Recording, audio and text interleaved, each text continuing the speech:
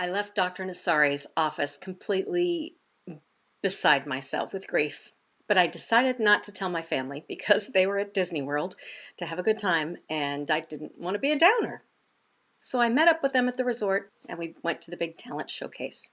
Kids from maybe 9 or 10 up to 18, 19 were off in all the side rooms and outside of the patio and the bathrooms, running through their sets, getting ready before the sound check. And I was sitting there in my wheelchair and I heard these two voices that just kind of seemed to cut through everything for me. And they were outside, just something about them. So I wheeled myself out onto the veranda with my camera and my little dry erase board that I had used to talk to the doctor with. And I said, "Can I videotape you?" And they gave me this look like, well, probably a creeper, but can't go fast, can't talk, so sure. And I recorded these two little girls singing these songs that they had written, them both playing guitars.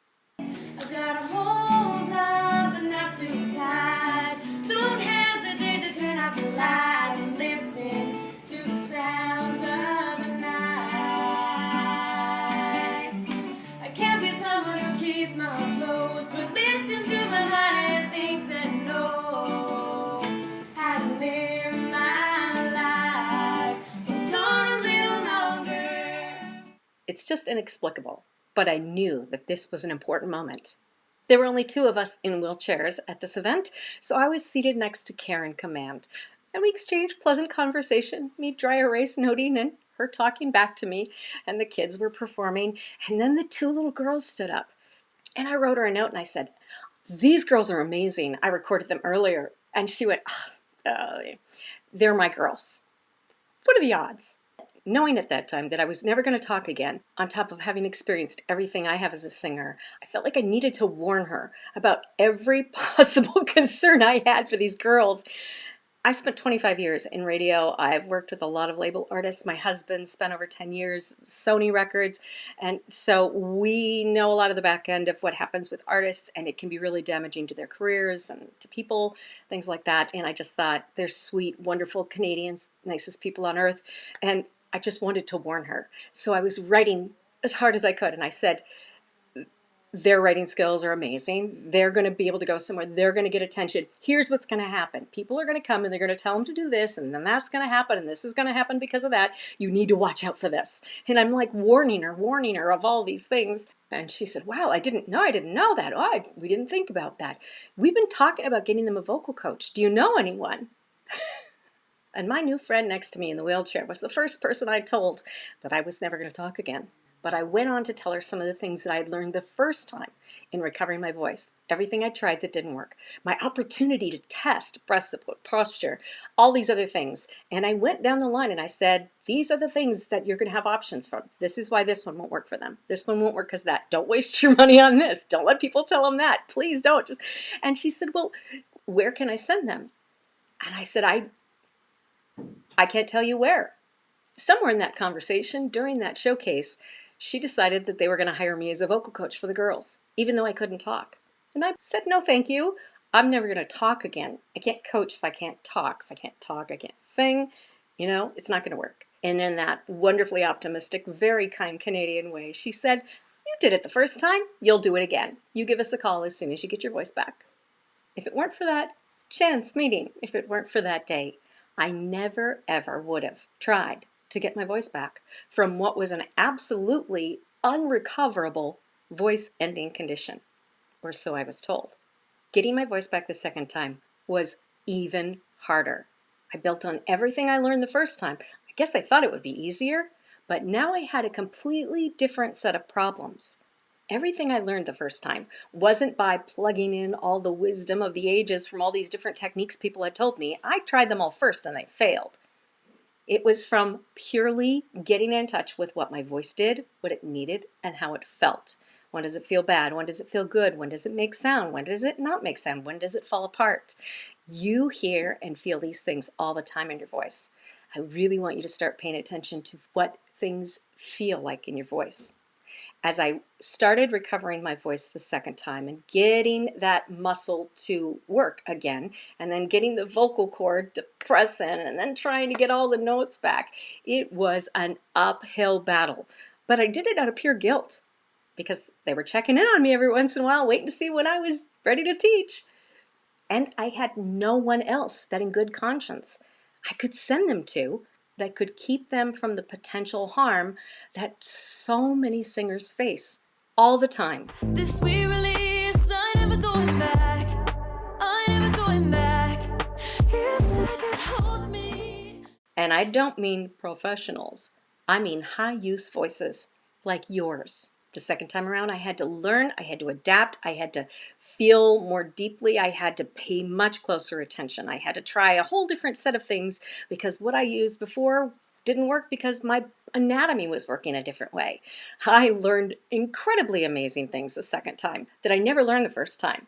In fact, what my anatomy taught me grew me up so much that not only did I regain my professional speaking voice, not only did I regain my professional singing voice level, but I also gained an extra half octave and became the only person in written history to ever recover even a partially usable voice from a severed vocal cord. I didn't bring my voice back because I'm some super smart, scientific, very well educated smarty pants. I brought my voice back twice because I ignored everything I've ever been taught. I literally threw out everything. I spent probably, well, let's just say tens of thousands of dollars to learn. Normally my ego would have a problem with that, but when you're desperate, you do.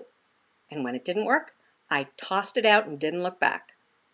And the only thing I was left with after all of that is just the vocal machine. What does it need to make sound? What does it need to work? If I can get it to work, how does it work better? What does it need to excel? What does it need to grow? Everything that I learned in those two first recoveries, I've put into practice helping singers for over a decade. Here's the thing that has amazed me and made this such an incredible fun thing for me to do. It doesn't matter if a singer thinks they're not a singer, I'm not a singer, I don't really sing, whatever. All the way to the professionals that I've worked with, the voice works the exact same way. The premise of what it needs to do well, what it needs to excel, and what gets in the way and stops the whole process is exactly the same, which was a really great complete circle because my number one question as a professional back when I was training in all these methods was, why is it that professionals, the ones who will admit it, have the exact same questions that newbie singers have? Why, after all these years of, experience and all of this opportunity for education and testing things out, why do we have the same questions? Because the anatomy is the same machine. It needs the exact same things from each of us. We're just throwing wrenches at it, hoping those wrenches will find their way inside and fix it. But they don't, because they're not custom designed for what the machine needs.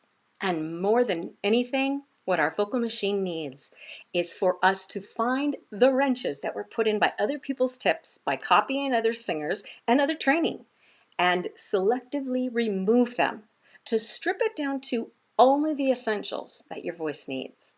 And guess what I found in every single voice when we do? And one singer asked me, how long will it take before I feel something or notice anything different? I said, it'll be the first time we meet. Because body muscle works the same way that other body muscle does. Groups of muscles in our arm, groups of muscles in our leg. They work in the same basic way.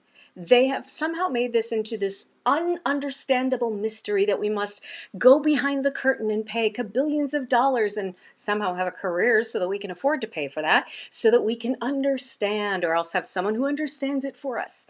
I found out that that curtain doesn't exist, that there's just a bunch of junk behind that curtain, and it's just there so that we can all have to go there.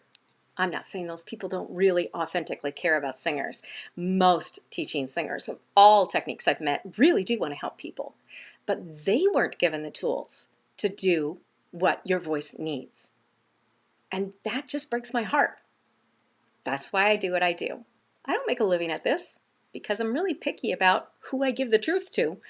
I really just want it to go to people that will use it to empower themselves in their own voices, not take it to just say, oh, we do this too, and just make another singer frustrated that they went around in circles and didn't find an answer, and then they end up blaming themselves.